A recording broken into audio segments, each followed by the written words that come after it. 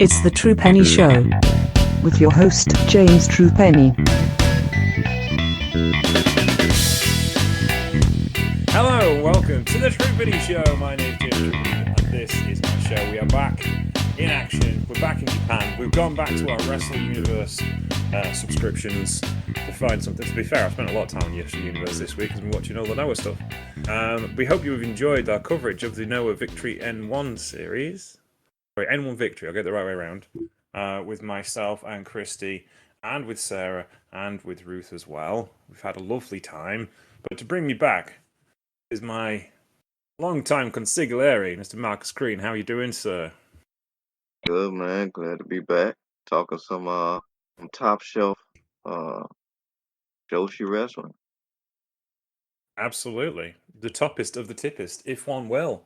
We are going to look at the DreamStar Grand Prix final in Korakuen Hall from a couple of weeks ago, and we're going to look at Big Show in Sendai, which is a show I've always wanted to cover and never had a chance to because I've never had someone willing to do it with me. And now I have Marcus, who has been a bit of a Joshi convert as of late, have you not, sir? Yes, sir, indeed. And I'm glad to be because it's quality shows. Yeah, definitely. So we were at Korakuen Hall. This was on the 14th of September. We had, I did listen to the English commentary on this one. It was Stu Fulton, who many times we've said would make paint drying seem like an interesting endeavor to commentate upon, which is Andy, because he also had Tam Fane next to him, who sounds like paint drying, and also Sonny Gutierrez. And they were pretty well. It was a balance, as you can probably guess from my comedic entry. I'm not a fan of Tom Fane. God, he's boring. Anyway, there was that. That happened. It was informative though, which was good. The reason why I watched the English commentary on this was because I hadn't watched the old tournament, and therefore I wanted to catch up with what was going on. And it wasn't that distracting. And Stu, as always, is fantastic. Love him to bits. Love you, Stu. You're awesome. The show opened with Hummingbird, Kumomo Minami, Serimoka, and Yuki Yamazaki going up against Megaton. Minami Yuki and Nagase Tachibana, I should say, and Niyo Ishikawa. 9 minutes and 2 seconds of an 8-person tag. For those of you thinking that Megaton, hang on, wasn't she a heel? She was. Yes, she was a member of Chiaka's team, which is, of course, Darkness Revolution. However, not so much anymore. It's been a while since we looked at Marigold, so there's been a bit of a slight shift around with people moving in and out of the one faction they have. This is kind of what you expect from a Joshi opener. 8-woman tag went like hell. What did you think of this one? Yeah, exactly what you said. Went like hell. This was kind of like a little um, appetizer, if you will, for what would be a great string of entrees coming through. Good stuff. All talent. Really kind of just set the stage because all of the participants in this we'd see in some form of fashion a little down the line. But yeah, like you said, interesting stuff with Megaton because obviously we talked about it before. But yeah, like you said, it was fine. It didn't overstay its welcome, and like you said, you kind of need these kind of starters to kick us off into a very, I thought, for the most part, a well-paced Grand Prix for now. Yes, absolutely. Yeah. Um, it was it was just a fun opening match. It's kind of like standard kind of Japanese wrestling for a multi-person multi-man open, multi-woman in this case open tag match. And it needed to happen because Serimoka had to have a match today because her opponent Rhea Sato was out with an injury. This is a recurring theme. I am not being funny, but every round robin tournament I've seen this year has had someone drop out through injury. So in the G1 climax, it was Gabe Kidd. He on ACL, I think it was against. Can't remember who was wrestling now. torn ACL in his. Oh, it was against Takeshita. Then Ozawa, the moonsault, and either he over rotated or Marufuji didn't catch him. One or the other. Torn ACL, out with operation. And then Sato also out injured. This is not good, is it? Is it? No, just in general, we haven't had so many high-profile injuries of pro wrestlers. I mean, if you go back to last year, Jake Lee, kind of key signing for New Japan Pro Wrestling, much to my chagrin. But he went out injured last year as well during the G1 Climax. And I can't remember a time where we've had so many major injuries in tournaments of every company. It's just a bit strange. Have you any thoughts on that, Marcus? Yeah, you hate to hear it. Even though it comes with the territory, and I don't know how many of these tournaments have featured that round robin style. Um, but you know, and obviously you can fill in this gap of like just what's been a percentage of that over the years with the prestigiousness, over the course of the length of the G1 over the years. Like just like what's the percentage of like consistency of injuries? But, yeah, Yeah, it's difficult to say, and it's also weird because it is like Gabe got his injury on the first night, Ozawa got his injury on the first night. Jake Lee had 3 matches in before he got injured, I think. So they were all fairly early in the tournament. I think it possibly could just be over trying or overcut like early in the tournament, want to make an impression, especially these are all high profile wrestlers. Maria Sato is kind of a high profile wrestler as well. She only just moved over to Darkness Revolution. She's kind of got to set a stall out with this new position she's in. yeah. So yeah, it's a bit. I think possibly it could be down to just best foot forward doesn't always mean, a restful kind of tournament. You've got to crack on, haven't you? So yeah, it's possibility of like I'm not really sure where it could be. I'm gonna have to look up Brie Sato and see where she went out in the tournament, but I think it's possibility that just pressure in it. Yeah, and also I wonder how much like tournaments exacerbate injuries that could have been, I guess, prolonged for the remainder of the year just because of the arduousness of like a G1 or N1 or a Grand Prix like we're about to get off into. Because obviously, and they kind of alluded to this on this show about that's the really one thing you're trying to avoid in these tournaments outside of also getting knocked out of the competition with points is injuries. Um, so, as we know, with this, there's difference between being hurt and being injured. For the most part, the wrestlers always wrestling hurt. But the torn ACL is you can't do it. That's unavoidable. So, like I said, it sucks to hear that. And sometimes with these tournaments, I've been surprised over the years it hasn't been more. But again, a lot of these wrestlers are kind of like just a bunch of calluses walking around just because of by way of what they have to do. Which probably saves them oftentimes more than not. But yeah, it sucks. It comes with the territory. I just hope a lot of these people can come back from these injuries, not too soon, obviously. But yeah, Yes. it just sucks. 'Cause a lot of time it does seem like it kind of domino effect and kind of happens all at once, specifically across, like you said, a lot of companies like that. Yeah, it's just intriguing, I guess, really, and where we are in the business at the moment. Right then, let's move on to first of all, we had an opening ceremony for the tournament where all the currently active members of the tournament debuted for not debuted, but they came out and very grandiose and a lot of patronage there, which is Yeah. kind of old school AJW way of doing things that Rossi Ogawa still prescribes to. So it's been pretty impressive, though, Marcus. I loved it. I appreciate that presentation. Almost kind of flashed me back to some of our Glee coverage with the kind of bringing everybody out and um, doing the pomp and circumstance, which you don't really always get. You really don't get in states. So I appreciate that. Yeah, it's intriguing, certainly. Where are we? Yeah, First and match. then we moved into the tournament properly. Yeah, Chika Goto defeated Kazuna Tanaka, 7 minutes and 12 seconds. Chika Goto, we've seen a lot. We haven't seen so much of Kazuna Tanaka, though we've seen a lot of her dad. And I've seen a lot of her mum wrestle down the years as well.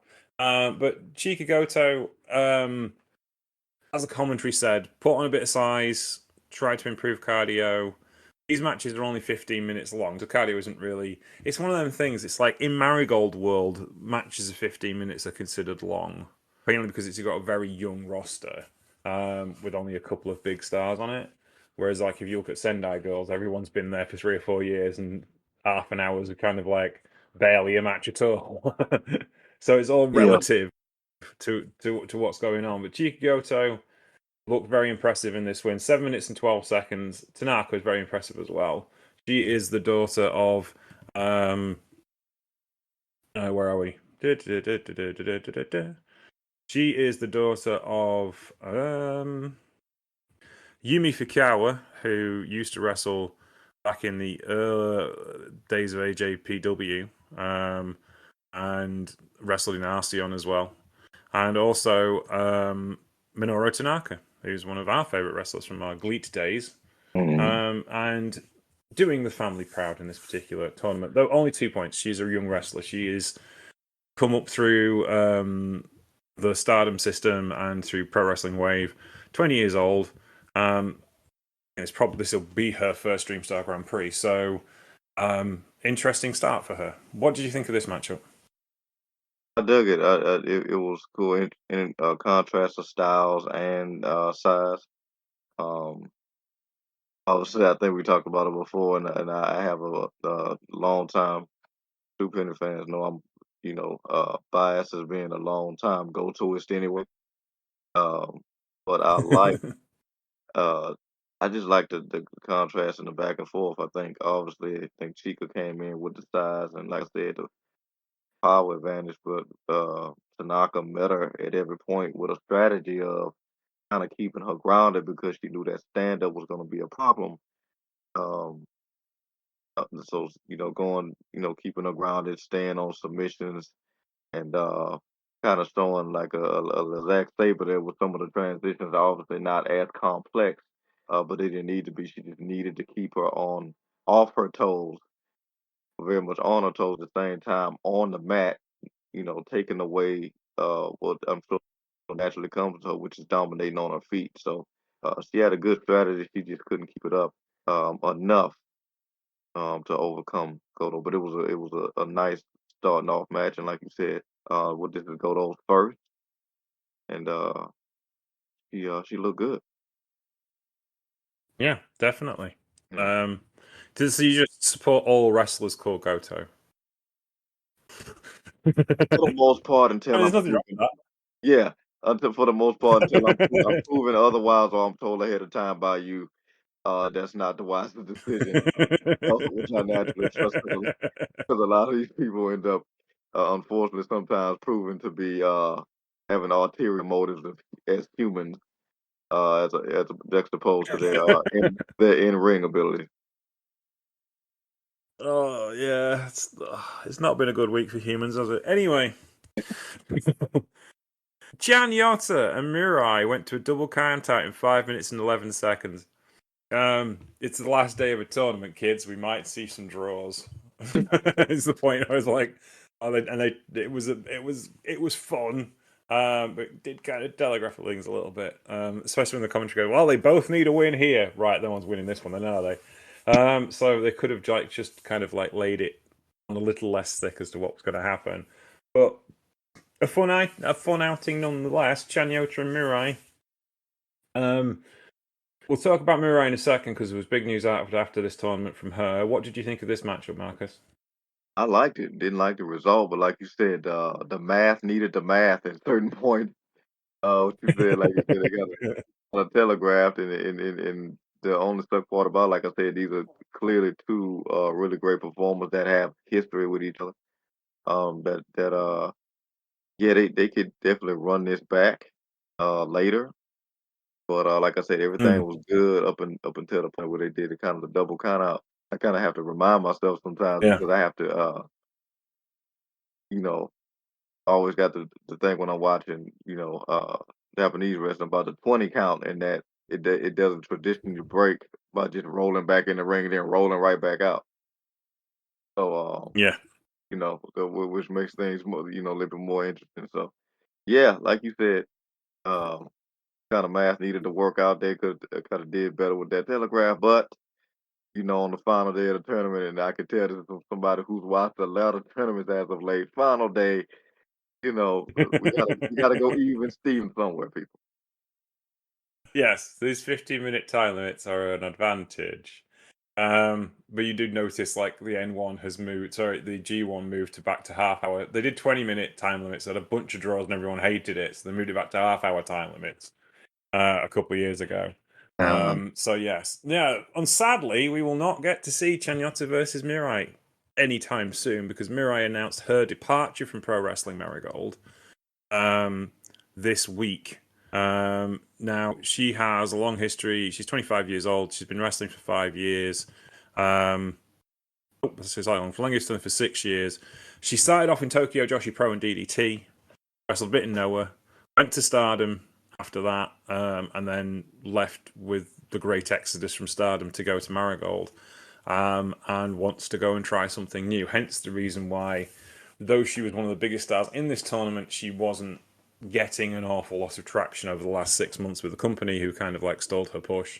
So yeah, really interesting to see where she lands. Though there is chinks in the Marigold armor as of late. There's some big signings gone to different companies. Bozilla is no longer with Marigold. We were really big on Bozilla, both of us, earlier in the year. And when her contract went up, she went and signed with Stardom, and then performed. It was at wasn't All Out, was it? It was at Forbidden Door for Yeah. Stardom. Made a massive splash in AEW. Mhm. So obviously that's moving along very nicely for her. Have you any thoughts on this as far as the product's concerned? Because does it worry you as a fledgling fan that's just come to the promotion this year, and we don't like watch everything, or is there enough strength in this roster to keep you interested? I think they got a good group. I think they got a good group. I think Mm. they also um clearly, have been shown to happily collaborate and being able to put on something like, like this Grand Prix is certainly proof of talent that's there. And if I know anything from watching Wrestle Universe and just talking with you in general when it comes to the Joshi Pro Wrestling, is that it's Mm. a lot of youth to go around. And a lot of times that's oftentimes more to their benefit because a lot of these young women are just beyond their years anyway. Um, so a lot of times, you can you get farther even if you have a little in terms of quantity. Mm. So I think talent will continue to matriculate there. Unless there's like a crazy mass exodus of talent, um, Mm. on a real significant scale, I think they'll be fine. I think Marigold and Sendai girls and uh, they seem to know what they're doing. Like I said, I think this Yeah. kind of is proof of intent and quality when you look at on the scale. But and sometimes it's just stuff like that is unfortunately unavoidable. I think Bozilla. Why it sucks that they lost her. She made an ace move for herself and got the spotlight and took advantage of it. So I think they'll be fine. Yeah. There was one other odd thing happened. Speaking of Wrestle Universe, Maki Ito was not re-signed by DDT. Tokyo Joshi Pro Wrestling this year. About a week ago, she ran out of contract and they did not re-sign her. Which, as one point, a commentator on Twitter put it, seemed like the absolutely horrific, but also makes complete sense because she kind of done all she could do, or as far as they were willing to let her go in Yeah. Tokyo Joshi Pro, and there's plenty of places she can work. One of those places is not Marigold, as Rossi Ogawa went out of his way to say he would not be signing Maki Ito. Maki Ito's response was digital, shall we say. She can't stand Rossi Ogawa either. Anyway, any thoughts on that one? Because she's kind of one of the big names of Tokyo Joshi Pro and had those runs in AEW that caught so much attention a couple of years ago, but didn't really get to capitalize on it outside of GCW. Yeah, that's it. Well, you never want to go no place you're not wanted. Even and although sometimes you'll go a place where you think you wanted it, and the booking feels like it's telling you otherwise. Which we've also seen. It's a sticky wicket a lot of times when they're supposed to you're supposed to be this big star, and it's like you get mid card treatment and booking. But yeah, I mean if there's other places for her to go, hopefully she can. We said she went to DDT. Is it? Well, she did a lot of work for DDT because she was Tokyo Joshi Pro signed wrestler, which is owned by DDT. Gotcha. So she did a lot of crossover. She tagged with Chris Brooks a lot. She had that match with Minoru Suzuki last year at the Christmas show, which was fantastic because Minoru Suzuki is awesome, and he respected Maki Ito enough to like let her do her thing, and they had a lot of fun, and it was a big match. So yeah, she's done some really interesting stuff, and it's difficult if TJPW don't want her, then DDT probably don't want her either. It's one of them things. And Because of obviously umbrella company. If you look at basically, there's one company, Cyberfight, right? And they own DDT, TJPW, and Noah. They also own Wrestle Universe, so they have working relationships with Marigold, Sendai Girls, Gana Bray, and now Marvelous. They're not like the same companies. Hence the reason why you get Marvelous wrestlers holding Noah championships being defended on Marigold cards is because they're kind of one family of companies, and they hold the Cyber Festival every year, which is TJPW, DDT, and Noah together. So kind of like if you're out of one, obviously she may sign with Noah she could probably sign with Noah as a wrestler, but she isn't really a Noah style wrestler, is she? She's very character led. She's not really like stiff.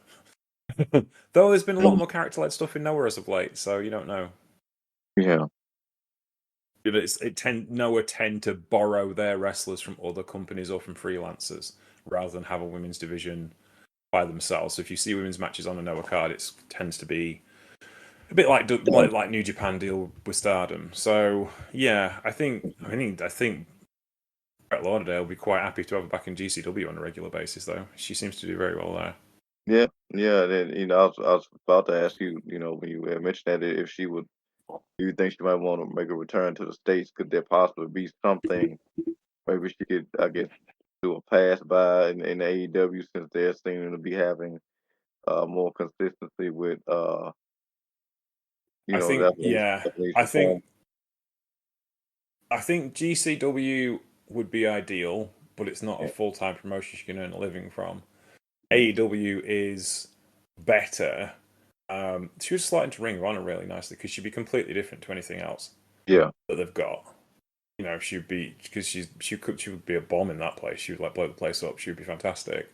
Whereas I think in AEW she might get lost in the shuffle because she's a great character-led wrestler, but she isn't a great wrestler, and she always had great wrestlers around her. If you see what I mean. Yeah. Yeah. So yeah, I think she might. The level AEW's at now, some of her shortcomings might get shown up.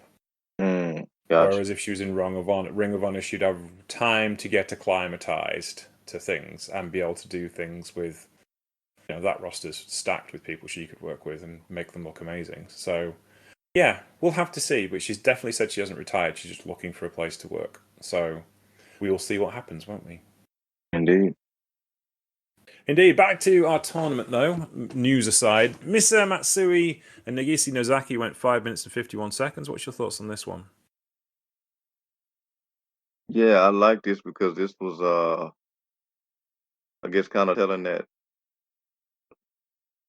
these are former teammates, correct? Or still teammates? Yeah. Yeah, so I like that kind of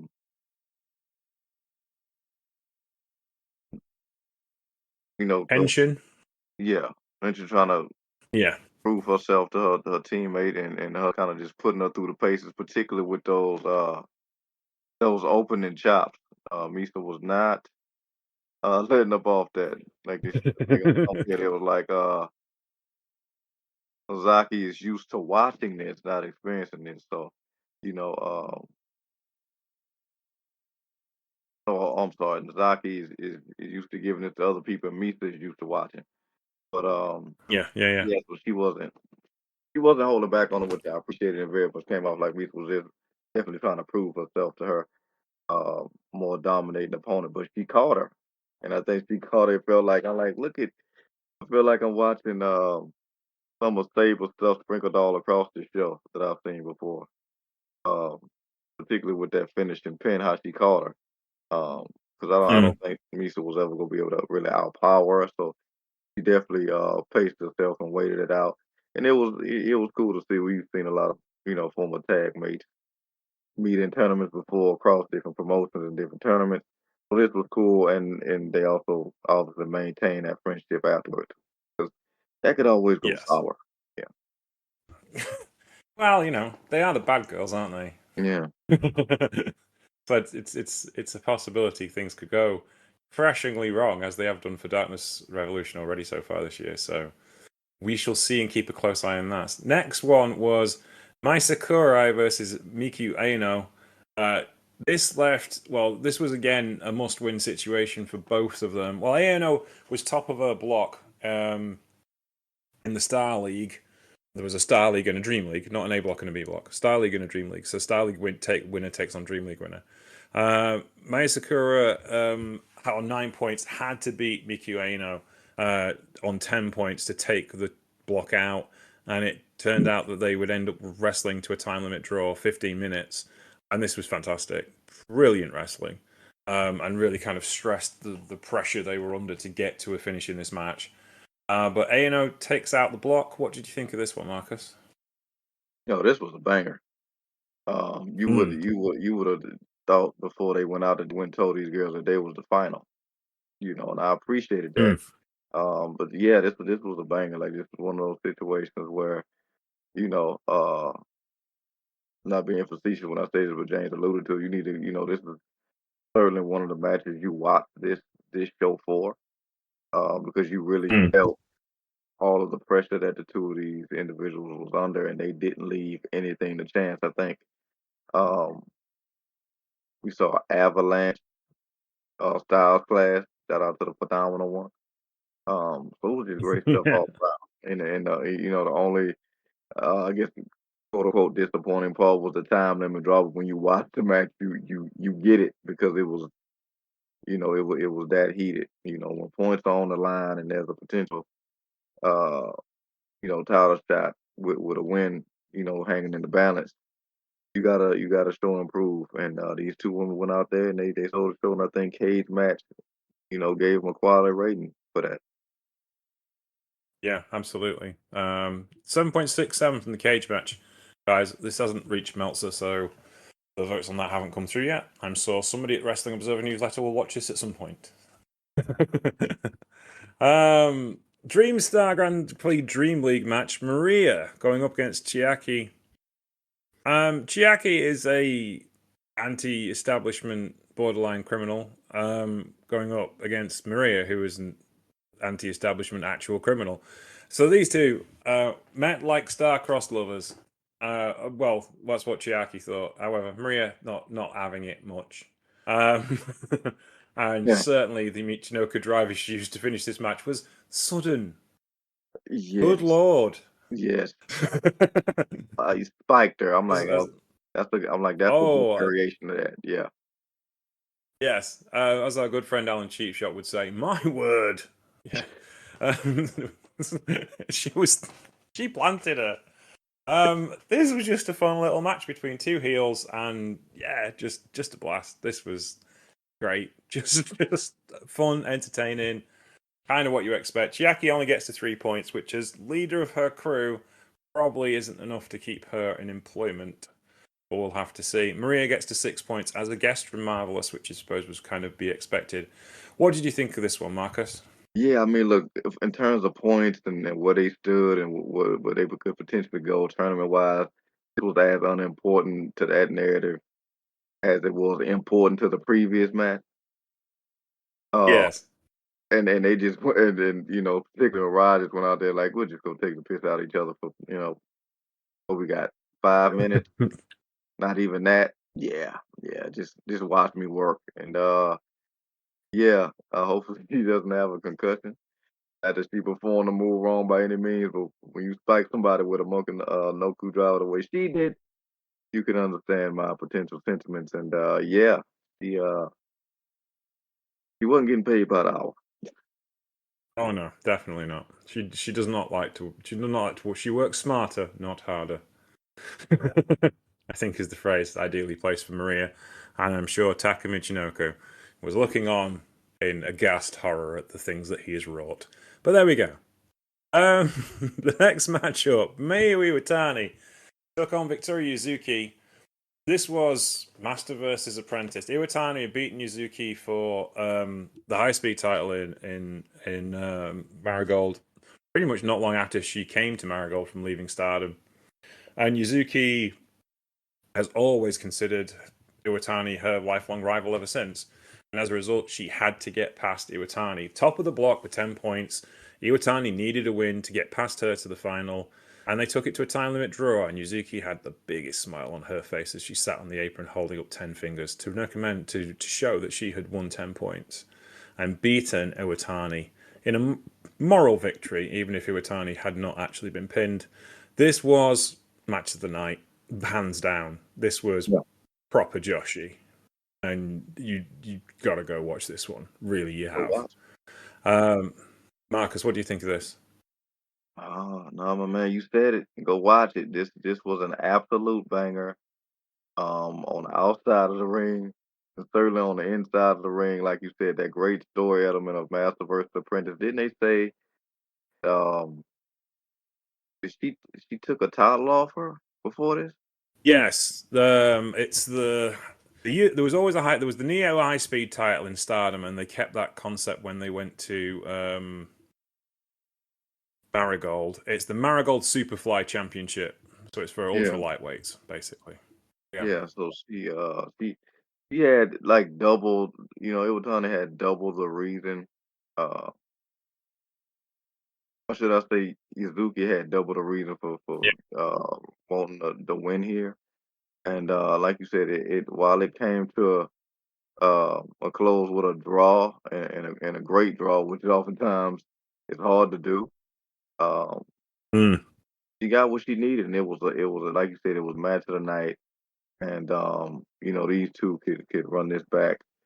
They could get these two 2 out of 3 falls, and it'll be a main event anywhere. But yeah, this was great. This was great. Every point of contention that you felt with every little piece of story that came with these two, you felt with the way they were going at each other, and even better, it was Yuzuki going for that. I guess she had to develop a new finisher when she was facing her, the kind of the Yeah. corkscrew moonsault that she does on the ground. So yeah, her going for Yeah. that and really needing to hit that and not really getting it when she needed to. But yeah, this was you have to go watch this match. Like Shane said, proper Joshi. And while it didn't close the show, it felt like Yeah. Mayu Iwatani has a way of stealing every show she's on. Don't get me wrong, she's not trying to here. She's trying to give Yuzuki a good match, but she's such a star presence. And I still think like every time I watch Iwatani, it's like I look back in my mind to that gawky kid in Stardom, like in 2013, who was a bit of a nerd and wasn't really cracking on with an audience and was doing comedy stuff. And it was like, she's going to get there one day, but how long is it going to take her? It didn't take her that long in the greater scheme of things. And now she's kind of like building her legend, like some 12 years later. And the announcement, well, speaking of building legends, announced this week for Marigold for their next big show at Sumo Hall, 5,000 seater in Tokyo, is Io Sky versus Miyu Itani for the first time in a very, very long time. The former tag team partners and stablemates in Stardom will go for it in Sumo Hall. Have you any thoughts on that, Marcus? I can't see why we wouldn't be covering it. That Oh sounds yeah. yeah, that sounds like a banger from thought to paper. We know what it's gonna deliver in the ring, and even without the title, Io Sky has gotten hot as fish grease in the States, as they say. Um, Yeah. so that's gonna be it, Io is hands down one of the best, period. So yeah, I'm definitely looking forward to that, and I'm glad that it's able to happen. Because Mm. some years ago, that's a thought only type of thing. So Rossi Ogawa does have the advantage of having the back door to the performance center, as it were. It goes in yeah, both directions for him. Doesn't go in yeah, both directions for everybody else. And Triple H has a undying respect for Mr. Ogawa, which is very rare. yeah, But then I look at the number of people he's provided for Mr. Helmsley, and yeah, I can see why he's grateful. So yeah, um, definitely going to be arguably if not the two best wrestlers in the world. They've got to be two of the top 5 wrestlers in the world, surely. yeah. I mean, Um, that might end up being another one of EO might have in terms of when we do the end of the year match of the year, she probably gonna have um one of the matches of the year in the States with the triple threat she had at Mania, and hopefully with that match. mm, yeah. To be fair, we didn't do the year end awards last year just because last year wasn't that great a year for wrestling. Yeah, yeah, I couldn't. I sat down because Voices of Wrestling asked me to do like their top 100 matches, yeah, and I couldn't think of 10 matches I could remember. And I watched a lot of wrestling, and that's part of the problem. yeah, But this year, I could easily name 10 matches that are memorable to me that made me go, "That's amazing! I want to watch more wrestling because of that match." Whereas, like the year before, it was oh dear God, it was such a plow to get through cards at times. yeah, And I don't know what's happened with this year. I don't know what happened with the year 2024. It just seemed to be such a drag. And that might be where I was mentally, but it may also be that just wrestling wasn't very good. Or is it me, Marcus? I think it can be a combination. I think like you do consume. Your palate is hefty. It's varied, but it's Hmm. very hefty. Particularly, you can fill up so much just on New Japan. It's almost a miracle you even watch other stuff at times. Particularly, not necessarily taking a break after the G1. Hmm. So Yeah. always will always tip my hat to you for that. But yeah, a lot of that, lot of stuff, and obviously it's all subjective, right? Because matches of the year for somebody else might not really scratch the surface Hmm. for you. And considering the fact Yeah. that you consistently watch some of the best wrestling in the world, if it's Voices of Wrestling, a lot of their stuff may be statewide, and for you, a lot of that stuff is kind of just like barely entree, and for them, it's like, oh my God, I've never had sushi, and it's like that's that's barely bread at the table. That's barely bread. So I get it, but there have been times when you'll look at a year and it's like, okay, everybody just kind of phoned it in with quality camera work, and that was about it. So yeah, Yeah. Yeah. Yeah. I think 2024 will not go down as a banner year of professional wrestling interest. Certainly not for me. yeah, But I can think of 4 matches in Best of Super Juniors were match of the year contenders. There's a bunch of Marigold stuff. yeah, There's some of the Sendai Girl stuff. There's a couple of matches in the N1 which were absolutely fair. Tetsuya Endo has been a revelation to me this year how good he was in the N1. So yeah, there's all sorts of things that have gone, ooh, that's amazing. I've had a bit of a rebirth here in pro wrestling, I think, this year. Mainly, I think possibly because I just plowed through yeah. it. Yeah. So, anywho, let us get back to the aforementioned Dreamstar Grand Prix.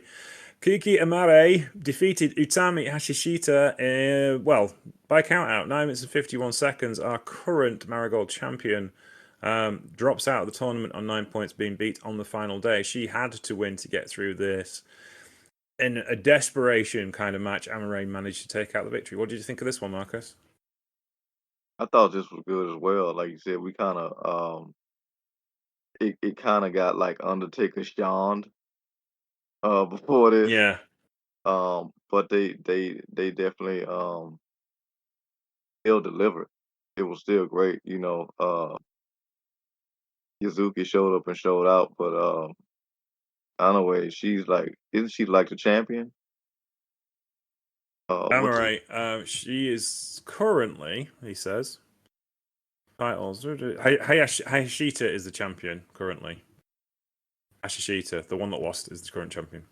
She was the one that had that hour-long draw with Iroha earlier in the year. Gotcha.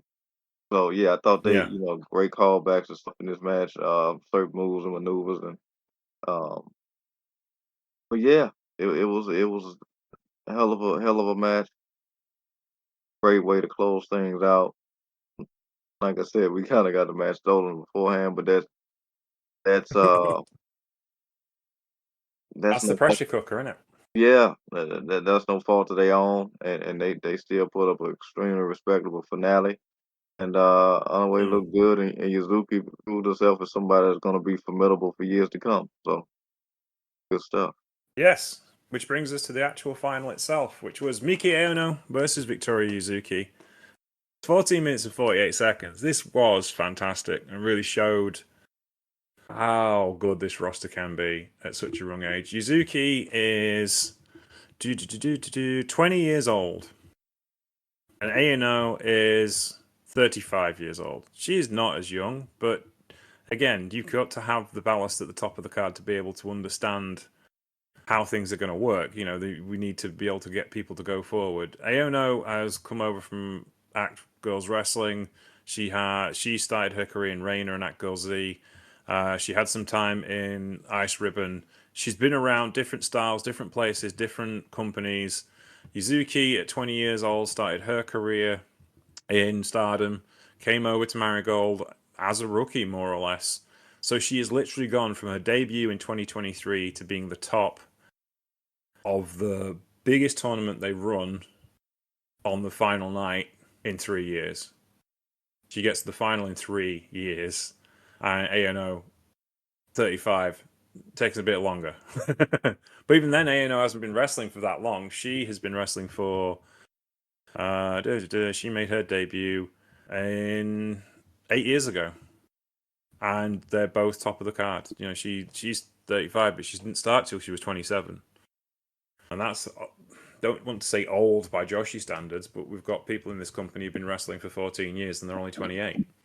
So, Yeah. so yeah. So this final it's something special. I really enjoyed this. What did you think of it, Marcus? No, absolutely. And apologies, I might have mixed these last two matches up, but yeah,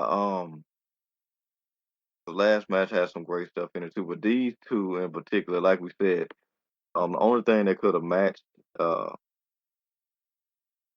about the match that we talked about before is this the way that they perform this because yeah,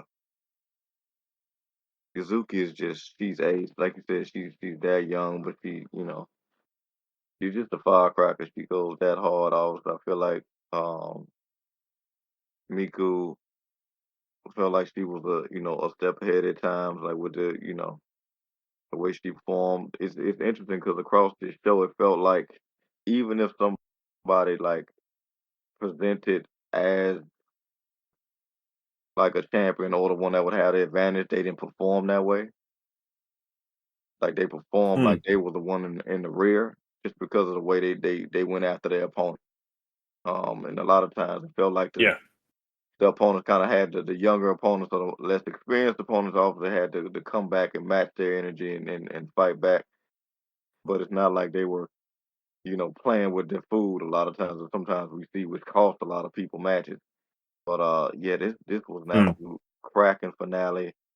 Um, and the company and everybody should be proud. And like I said, the only reason that this got less than the Iwatani match is just because that maybe they had some extra time to get the stuff in, but they came close to getting with them. So yeah, like you said, two great competitors, hell of a finale, great tournament.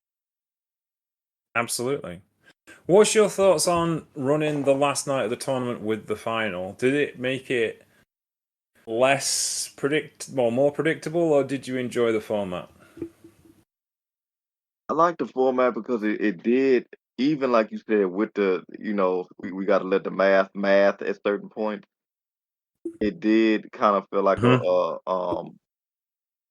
a race to the finish, and it felt like it was a more of a sense of urgency because you knew you weren't going to have a break if you had a chance to get to the final. So it was even more important that everything was kind of happening on the same night. So I felt like it turned things up, and that's and you felt that energy in the matches that really felt like they were trying to steal the show because, like I said, the sense of urgency just didn't allow for a lot of stuff. Even if, like you said, sometimes the math has to be doled out a certain way to get certain results. I thought, like I said, thought the performances, any overthinking, it kind of just allowed you to get lost in the match. Which is a credit to these women. Yeah, absolutely. Fantastic show. Really well paced, and there's a lot of stuff going on. Like, it's essentially it's their G1, their N1, and they're Yeah, running everything right up to the last night. And that's a lot of pressure to put your card under, especially when you have 2 or 3 matches that could really go off, which they did. yeah. So that puts even more pressure on the final. So yeah, absolutely fantastic performance from everyone involved. Can't say enough about that card. And you said this is their second time doing this, right? So Yeah, this is their second annual tournament. yeah, Um, yeah, it's it's a bit, isn't it? It's just like this is intense. yeah, Yeah, like and I can't get over Yuzuki. Like, literally wasn't wrestling 3 years ago. Top of the biggest women's tournament, or one of the biggest women's tournaments in Japan in 3 years. That's ridiculous. And she's that good. She's not getting pushed just because she's getting pushed. She's getting pushed because she's that good yeah. already. And yeah, it absolutely phenomenal. But there you go. Any other thoughts on that one, sir? Or should we move on to Sendai Plaza Hall? Let's move on. Indeed, Sendai Plaza Hall, Sendai Girls Pro Wrestling. This was the 23rd, so that was this week. It was on, he says, looking at his calendar on his thing. This was on Tuesday. Odd to run your major event on a Tuesday, but they seem to do really well in Sendai. Sendai Girls Tag Team #1 Contender Championship match. Perennial Championship contenders Bob Momo Banana, Mio Minamono, and Yuri Kioka of Sendai Girls and Marvelous, respectively, went up against the Stardom pairing of FWC, Hazuki and Koguma. FWC stands for Fukuoka Crazy. So and Koguma and Hazuki were respectful. Momo Banana not quite so respectful, but then again, they're the top dogs in the division. They won this title 3 or 4 times now. They kind of like, this is our patch. We're Sendai Girls, half of us are. So we're gonna have a crack at this, and they attacked Koguma and Hazuki before the bell. And then they went hell for leather, and it was kind of your classic opening Joshi tag match. Left a little on the table should they win those tag team championships, Koguma and Hazuki, and they can always have a match again, can't they, Marcus? Absolutely. And I'm glad you filled in the gaps on the name FWC because they were not too crazy about those bananas because after they got jumped, they took control and it felt like they maintained it for the most part. With off the bananas, having their spots, but FWC felt like they were motivated in a different way. Obviously, with the contendership on the line, as well as being pissed off about getting jumped, to peel out that victory. So yeah, Yes. They also took the fruit-based headgear at the end of the match from mm, Oka and Momono. yes, I they hope they get it back. It's also interesting as well because FWC are a Stardom team, which you kind of got interesting mixes of people on this card of like who are from different places because of the respect Miko Satomura has in the wrestling industry. So yeah, it was really interesting to me that Koguma and Hazuki, you get quite a few Stardom people. Obviously, they can't go to Marigold because of the horror, but they can go to Sendai Girls, and Sendai Girls were happy to give them a home. I went to Japanese commentary for the rest of this show because the idea of listening to Tom Fain for another 3 hours gave me the kind of existential dread one does not need on a Saturday afternoon. So I was less informed but thoroughly entertained by the Japanese commentary crew. I'm not sure what you did. Did you put up with it? Thankfully, at the speed I was watching it on, he was drowned out. Yeah. You just remind me of an old Bill Hicks routine about this. Said, people used to say if you play Rolling Stones records backwards, you hear this word of Satan. And I said, if you play New Kids on the Block albums backwards, they sound better. Anywho, let's move on. Sendai Girls Junior Championship, current champion Yuna. She's held that belt for quite a while now. She defeated Rian in 9 minutes and 29 seconds. This was kind of your classic young girls match. Again, Rian, 20 years old. She's from World Wondering Stardom. Yuna is from Sendai Girls Pro Wrestling. She is one of the latest recruits from that Sendai dojo. And another young firecracker who's willing to work hard. And this was a fantastic little match for what it was between two not quite rookies at the next level. But yeah, what did you think of this one, Marcus? Yeah, I dug it, and I always appreciate, watching these, extremely talented women really just go at it on the submission side of things. And like you said, Yuna is, comes off like a firecracker.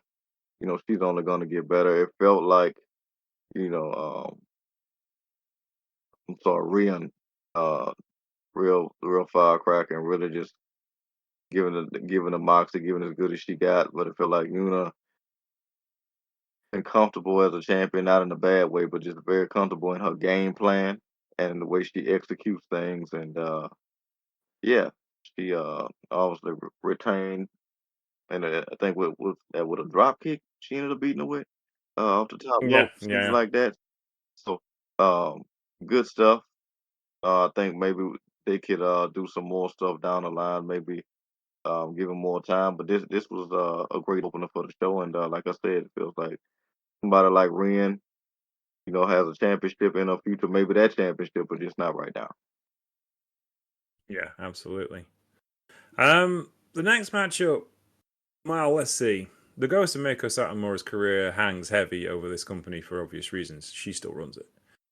And there is always a need in Joshi for a final boss, if you will, because there always has to be someone you gotta beat. And for a long while, that final boss was Aja Kong until Mako Satomura defeated Aja Kong. And then she became the final boss. And with Satomura going out on top, that void to fill as final boss has kind of been filled by Sari. For Marigold, for Stardom, for her own company, as a freelancer, there's only really one top dog left in Joshi, and she has become it. So this was an interesting matchup against Meiko Satomura's great protege, Minami. Minami, we've seen a lot on this show. She was in Meiko Satomura's final match. She tagged with Satomura. That was a hell of a rub. And this is kind of Sendai Girls and Satomura and Dash Chisako kind of building her up for something big, I feel. Bearing in mind she's still only 20 years old. And she's been a professional wrestler. 21 years old. She's been a professional wrestler for 8 years. I'll say that again, slowly with gaps. She is 21 years old, has been a pro wrestler for 8 years, has more poise and charisma and drawing potential than any other wrestler I've seen in a very long time. And I have a feeling she's going to have more matches like this where she doesn't win. But that's not the point. We're seeing growth. We're seeing improvement. We're seeing her become the main event player that will replace Chihiro Hashimoto when the time comes, but also could be the next big final boss of Joshi when she matures into the wrestler we all think she can be. And she's only going to get there if she wrestles people like Sari on a regular basis. And this was exceptional. It's not the best match on the card, nor should it be, because it's the third match on the card. But it is very important, I think, in Minami's career. And I think it's very important Basari to show where she is, because in a couple of years' time, this will be the main event, and it'll be the main event at Korakuen Hall, and it'll be the main event at the Sumo Hall, and it'll be very much all over your TV somewhere. What do you think of this one, Marcus? Yeah, it's a fundamental block builder um, Mm, for Manami. And with every motion, you need people who can build like Sari, and uh, you need builders, and you need people who can who look good but can still be built. And Manami also has she has good physicality about herself as well with mm. height. She's not diminutive in that way. So when she gets better, and at this point, I'm just convinced it's the environment, because so many times we hear how young somebody is in the States, and maybe because it's just more of a entertainment value placed in certain areas, that a lot of times, if it's somebody that seems like they're tremendous at young of an age as Manami, it's because the athleticism keeps them ahead of a curve where their traditional wrestling skills have to catch up to. Um, Yeah, but in Japan, it just feels like everything kind of has to come together because of the environment you're in. When you're facing off against people like Sari and others, you can't really have too many lapses in your game. And obviously, like they say about kids, when starting foreign languages, you want to get it out the way early because of the retention rate. yeah, Like this with wrestling, and because at this point, it's an endless amount of names that we could cover talking about these shows. That it's like, guess how old this one is? It's like Jesus. Like it's like the minute they got out of middle ropes, the minute they got out of middle school, it's like just run the ropes and you're gonna naturally transition. But like you said, this wasn't the match of the night. Didn't need to be the match of the night. This is building for future main events. And absolutely it as is. long as the Ray stays healthy and continues to be that person that you need as a prover, you know, Manami's gonna be able to get there to prove herself, but just not on this night. But she put on a hell of a performance. Yeah, absolutely. Marcus, you just busted out Vygotsky's theory of social cognition. You may have not recognized this, but you did. Oh wow. Okay. You did. That Vygotsky was a Russian educational psychologist in the 1930s, and he was the first to notice that children between the ages of 3 and 5 pick up foreign languages way earlier and much better retention than older children who are trying to learn the same thing. And he called it his theory of social cognition. If you put someone at that age group in amongst a bunch of people and kids, a bunch of kids are in the same age group, they will pick up the language, they will pick up the rules of the games that they're playing, they'll pick up all of their social cues more or Yeah. less instantly. Because of that. Vygotsky was kind of like ignored for years because obviously he was Russian and a communist. Because Yeah. let's us not get ideology in the way of things. But yeah, it's one of the major building blocks of modern education systems around the world, and you were absolutely right. We are bringing the heavy theory to Joshi wrestling these days, kids. That's just where we're at. True story. I'm not kidding. This is what I spent my degree doing. Anyway, honestly, next match, probably the least philosophical match you could possibly think of, or the most, depending on which way you look at it. Maiki Takase, Shin Sakura Hirota. That's Sakura Hirota to you and me, because it's always Sakura Hirota. It's Sakura Hirota in a slightly different outlet, but she's doing Sakura Hirota things, like using people.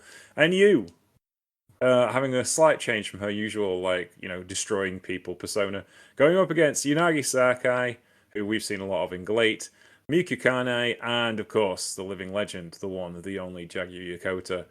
Big dumb fun, big dumb match. Can I pins Hirota, which will do her no harm. What did you think of this one, Marcus? Yeah. What is as much of a glorious time as we had going through the lifetimes and just all around greatness that continues to be the career of Jaguar Yokota.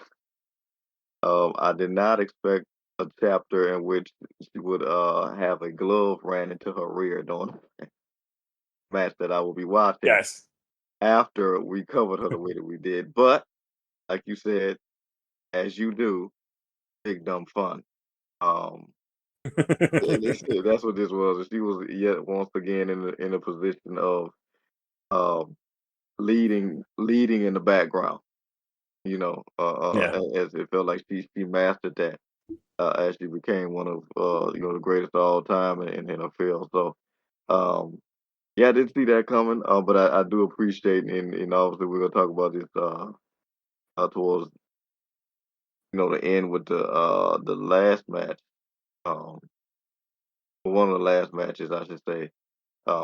Just to get Yeah. three legends like that on this card with as much as they've been talked about across the True Penny um, show over the years, and Mako Satomura, now Jaguar Yokota, and obviously legendary odds to come. It was just cool to see that. But yeah, Yeah. I did not expect that fair with Jaguar, but good on her for being a sport and taking that spot because some people would take themselves too serious and be like, no, I'm not doing that. But yeah, good on her. No. Yeah, Hirata is one of Satomura's colleagues from Gaia. And they've always been close because they were both trained by Chigusa Nagayo, and Hirata came along a little after and realized she didn't really have the size to be a heavyweight player for long, and kind of built this comedy persona. And she's been riding it ever since. And she comes up with some inventive stuff. And and I mention it every time we see her on screen, but it's like she loves pro wrestling more than I know anyone else does because she will literally go to shows when she had young kids. She would literally take the baby on the bullet train, go to the show, hand the baby off with the other wrestlers to be looked after while she wrestled a match, and then nurse the baby on the train home. She'd just stick a hoodie over her wrestling gear and take the train home on her wrestling boots. I've seen pictures of it. Because she loves wrestling. She absolutely adores wrestling. And she's had a 30-year career by not taking big bumps. This is the argument. The argument we say for like Mia Watani and and Io Sky and all these people, best wrestler in the world. There's an awful lot to be said for someone who's had a 30-year career and never taken a massive bump in there. Yeah, Just it's funny. saying. Yeah, it's funny when people find that lane and really hone it. I'm blanking on his name, but the our classic comedy friend in New Japan, who is it? Oriano. Oriano, thank you. Yeah.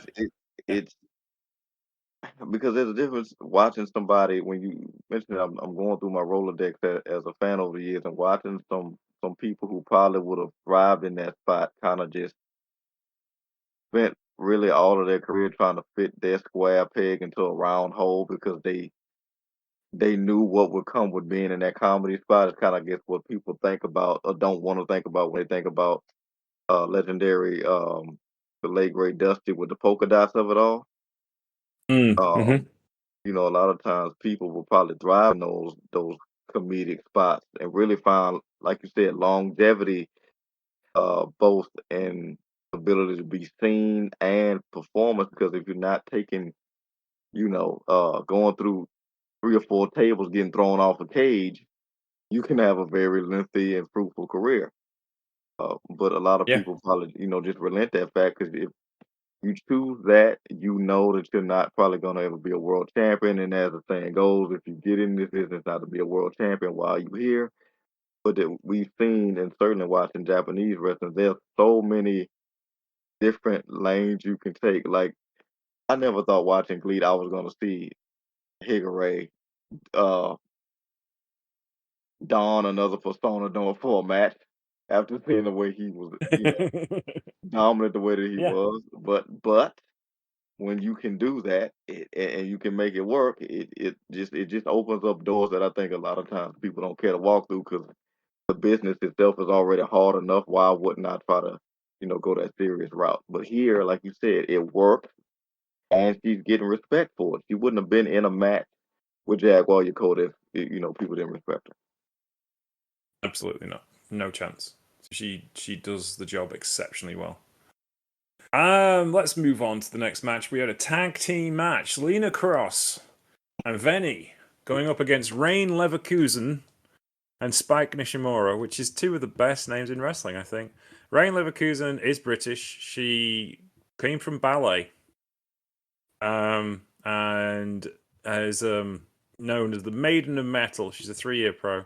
Spike Nishimura is a Sendai Girls Pro wrestler. She's moved to Japan. She's from Providence, Rhode Island, and she's from mixed martial arts. She was trained by Chelsea Monte and Max Smashmaster from Chikara, one of my favorite wrestlers. I saw Max Smashmaster on his phone in a Mason's Lodge in Cardiff one day. There you go. And they were going up against Veni, big Trupany Show favorite. She is a freelancer and trained by the great Aoki Hamada, fantastic aerial wrestler. And Lena Cross, the Australian, trained by Heratora Mana, or Mana, I think they call it down there. And this was just a kind of fun tag team match of statuesque people. Everyone who was quite tall was in this match. Christy would appreciate this match because it was tall people wrestling each other. I think she would have found it more fun if it was tall people wrestling short people, but I think she would get the general gist of it being the tall people wrestling each other. 8 minutes and 36 seconds. Nice little match. What did you think of this one, Marcus? Yeah, solid stuff. That was something I immediately paid attention to, and shout out to Chelsea.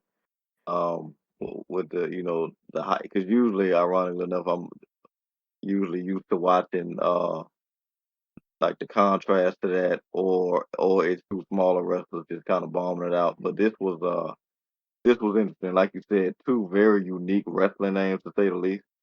Um, but yeah, solid stuff, solid, and nicely placed in between like something that came before that was more comedic, and then something after which I think uh got more serious in a way. So yeah, yeah. Yeah, yeah. It's kind of just like a mid-card match, and there's nothing wrong with it. It was perfectly fine, and I'd like to see more of Nishimura. Hopefully we see more of her in Sendai. I'm guessing she's off for an excursion. I think she'll do very well. Oh, semi-main event time. Oh lordy lord. Hardcore tag team match for no other reason than there was going to be a hardcore tag team match. On one corner, Aja Kong and Ryu Mizunami, living legends. Mizunami, one of the first proteges of Mika Satomura in Sendai Girls. Aja Kong is Aja friggin' Kong, and doesn't get much more serious than that. Going up against the Reiwa Ultima Powers, Dash Chisako, and the Destroyer Hiroyo Matsumoto. Oh god, this was fun. No DQ, no count out. Ladders and chairs, tables legal. Go. And Yeah, the evil mind of Dash Chisako and the things she can come up with are just absolutely unreal. And this was just fun. This was much fun. It was more fun for us to watch than it was for them to wrestle. But yeah, Dash and Hiroyo are absolutely fantastic as a tag team. Dash seemed a bit lost in her tag team worlds when Era Maeda retired and she lost her Queen of Hardcore co-title with her, and now she's got Hiroyo by her side, who is maybe even crazier than Dash is. So it's going to lead to some fun and games, I can tell you, very, very much. I have only one comment on this match, but I'll see what Marcus said first. Marcus, what did you think of this one? yeah. The benefit I had to watching this match is like, thankfully, um, to the stuff I've been doing as of late with James, I probably seen like about the most hardcore thing I've seen women do from the previous show in a tag match. That was just like, we're not gonna allow you to have an entrance. We're gonna be killing you from the entrance to the finish. In a previous tag match we watched, I kind of allowed that to get, kind of get into my system in terms of brutality. Uh, but yeah, this was like you said, this was dumb fun in a way. I was interested to see just how much Aja was gonna get involved. And she Mm. kind of left it to her partner for the most part, who took a lot of heavy stuff. But like, yeah, like you said, those two the ultimate powers, I think, can go a long way. And appreciate you filling in the gaps of you said Dash kind of had to find her way. And kind of found Yeah, I mean, yeah. yeah, Akira Maeda, Keiichi Maeda, who we saw a lot of in the Akira Hokuto show we did. When she retired in 2018, she hasn't had a real partner to kind of live up to that kind of wild reputation that they had, because they were doing all sorts of things. And now she's got Matsumoto by her side. It's like, oh, this is the dream tag team I've always wanted. This is two people who are equally wild, and they can both wrestle a streak. It's not like they're just hitting people with chairs for the sake of hitting people with chairs. They can both go. And Dash is the booker for Sendai, so she has a high wrestling IQ. And I love watching Dash wrestle, and I love watching Matsumoto wrestle, because she's been this good for a very long time. And to see them kind of like, it's not the end of their careers, they've still got a bit to go, but like having a tag team together now, when they've got all of that knowledge and IQ, and everything could be so perfect. The things that could go on, my mind is a very happy place because of the joyous things that could happen. Yeah, it's really cool. Yeah, and I don't know if this was the potential spot you were talking about, but as I'm looking at it now as we're talking, that spot with Aja taking the shot with the bat took me back to probably one of Yeah. James' most hated moments um, in a lit league that he probably has with TNA in terms of with the Callahan with the bat moment. That briefly took me back there. Uh, Yeah. but Aja and Aja never ceases to amaze me the way she always brings exactly what she needs to every match, whether it's her gear, her war paint, or a trash can, to which got multiplied. Oh yeah. And then Oh yeah. obviously I don't think ended the way that she wanted it to. But yeah, this match had it all, and including help with kind of some frail ladders, unfortunately. Yeah, that's where I was going to get to. Intriguingly, all of the ladders were held down by the young girls at ringside. So as soon as someone got a ladder, so the girls jumped in and held the ladders. Now, from a safety point of view, I'm all for this. As the Shikara fans used to chant during ladder match, please be careful. Um, but equally, does it take away from the moment, Marcus? Obviously, in this particular case, the ladders weren't great. But does it take away from the moment, Marcus? The reason why it doesn't is because the ladder isn't leading to something. In terms of if Right. this was Money in the Bank, hell no. In fact, so that you perfectly set this up for like a heel faction to Yeah, cosplay as yeah, yeah. ring crew, and then be like, that's the perfect setup. But with that's definitely something to look out in for the future, because I've always said like one of the hardest things in wrestling is like a New Japan table. Um, Yes. and apparently one of the most frail things is a Sendai girls ladder, which they could look into. Um, because they had multiple types of ladders in this match. It's just they kept choosing to climb the I guess the worst one. But yeah, that could it could take away from a moment, particularly if it's built into a climactic moment. It's like I want to do this swanton off this ladder, but I'm missing the ring girl. So Yeah. and I don't want to wobble off. But thankfully, this isn't a Money in the Bank scenario, because it would kind of be it would make the concept dumb. Yes.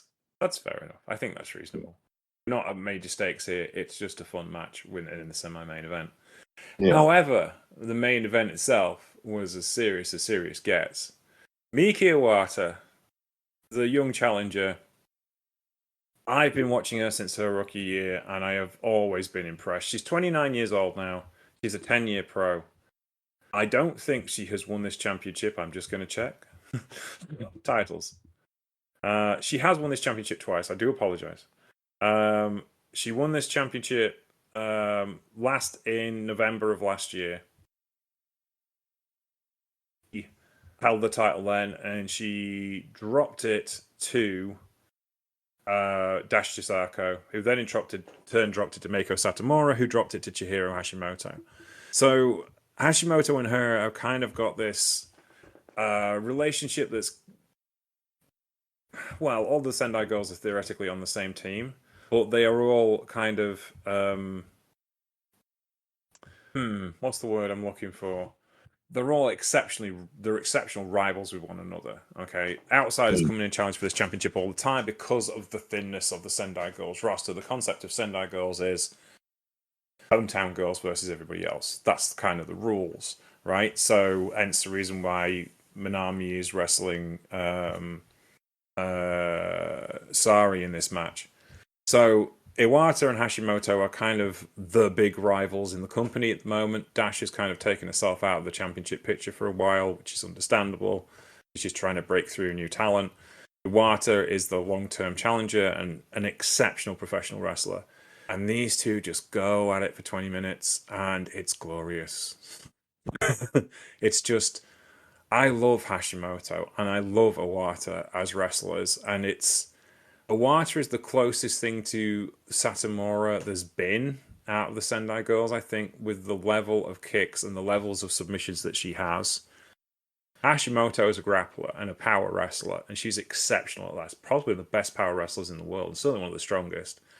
And that clash of styles make this an irresistible match. And the finish is so close as they run into the finish, and Iwata finally gets nailed by Hashimoto. And when she comes to, she's got a big smile on her face because she knows she can beat her. She's figured it out. Not this time. Next time I'll have you.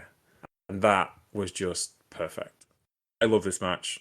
Absolutely fantastic. Certainly on my match of the year's list. And when the boys at Voices of Wrestling come calling in January, I know where this one will be. Marcus, what did you think of this one? Yeah, everything you said, go watch this match. This is, a solid rating, 8.64 on Cage Match. Everything James said. Um, and just talking about the water for a minute, like uh, women have kind of been shadowed with this. I guess it's spread men too about the having the um RBF, the resting B face. Like Wata Yeah. Wata has like resting final boss face. Like she just has a look about her, like she's the person that's you'll feel like that. That's the like, no, that's not the boss. That's the boss. And she just has like this Yeah. unshakable look about her. Um, that you really expect from a champion, which I can't see why she wouldn't be a champion in the very near future the way she performed here. And she was against an incredible opponent, and while she didn't pull it out like you said, it showed that she has the ability to do so. And when they run this back, that's gonna make this even more interesting. Um, but yeah, she just has such a great aura about herself and everything. It just works. And this match was like James said, it was incredible. Easy match of the year. The way they performed this, the way, like you said, the contrast in styles, it was just great. And Mako Satomura, got a lot of things to be proud of, but certainly this event and this show. So, Yeah. And all these women. Look at this roster. Not a slacker among them. It's so strong. Small. I'm not sure how many people are on the roster, but if you run everyone on this roster, 1, 2, Dash 3, Spike 4, An Army 5, Una 6, and Monoma. There's 8 people on this roster, right? That's not a big roster, but look what they just did. yeah, With a bit of help from their friends. Yeah. You absolutely. know, yeah. And just like with Mako Satomura leading the charge, like obviously you've been able to watch more of her career than I have. It's been really cool, by the way, hearing you mention talk about a lot of these names and you saying that you basically been watching them from infancy in terms of their career, to the Yeah. point now. But like even with those numbers, like you said, collaboration obviously helped put across the show. But with the juice that Mako Satomura commands, how many no's do you think she'd actually get should she, when she puts out fillers, because I feel like she has like that cachet across industry, like a Rey Mysterio has across like luchador, if you will. Yeah, yeah. She's close business associates with a lot of high-blinded people. Obviously, there's people from Stardom that come here. She's a long-established relationship with Stardom. She's a former World of Stardom champion herself. She has a long-established relationship with the guys in Noah and even New Japan to an extent. She has a long-standing relationship with WWE because obviously she was a former WWE wrestler and a former WWE UK champion. She knows Triple H and has. I don't think she has the same access as Gawa does, but I certainly, if she asked nicely, she would certainly get some surprises that came through for Sendai Girls. And that's a lifetime of building connections with promotions and being the boss, the final boss of Joshi for essentially a decade. She was the major star in the 1990s that came out of Gaia. She continued that trend throughout the 2000s for Stardom, for Ice Ribbon, for Sendai Girls. And now she gets to parlay that into her promotion. And she essentially let the Sendai Girls go and do their own thing for 4 or 5 years while she was in WWE. She was a very hands-off manager. And that enabled Dash to become the booker that she's become. Because Dash was in charge of booking, because Meiko couldn't do it. So that she's given opportunities to women and allowed people to come up the ladder.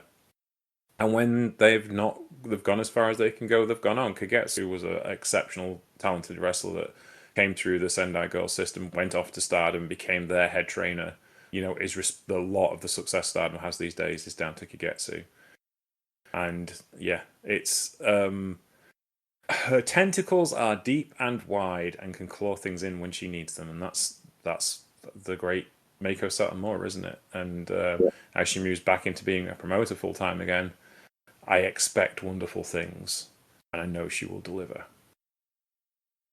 Indeed. Yeah. Well, thank you for joining us today, Marcus. I thank you for your company. Where can we find you on the internet, sir?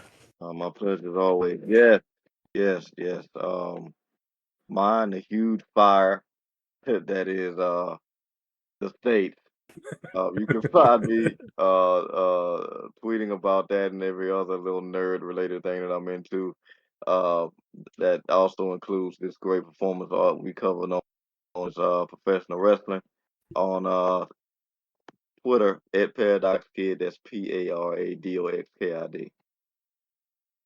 You can find me on Twitter, on Blue Sky, and on Mastodon as Sheriff Lone Star. You can find the show, Trooping Show, on Twitter, Blue Sky, and Instagram as Trooping Show, and you can find us on Patreon and Facebook as The Trooping Show.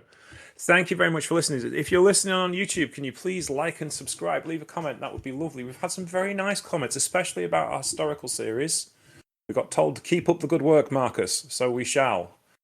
Yeah, if you're listening on SoundCloud, leave a comment there too. It helps us with a bit of the algorithm. If you're listening on iTunes or Spotify or anywhere you are, please come and get in contact. We'd like to hear from you. It's always nice to hear comments from our audience. We will be back next week and we'll be sticking with the Joshi theme. Myself and Christy will be looking at Stardom for the first time in a long time. They produced a show on YouTube yesterday, or today.